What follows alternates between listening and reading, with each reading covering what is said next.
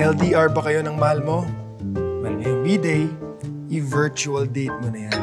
Mag-movie kayo, magluto kayo, at syempre, huwag mong kalimutang maligo. Happy Valentine's Day, tropa! Sa mga torpe dyan, paano ba? Hanggang sana all na lang ba si Crush? Amin-amin din kasi pag may time. Malay mo, ikaw lang palang hinihintay niya. At kung naghihintay pa rin kayo ng sign, pues, ito na yun. Konting confidence lang yan. Tandaan, walang mapapala kung hindi susubukan.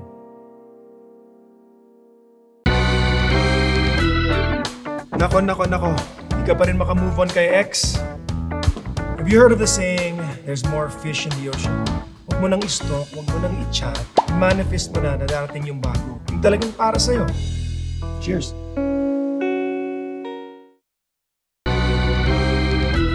Scene zoned.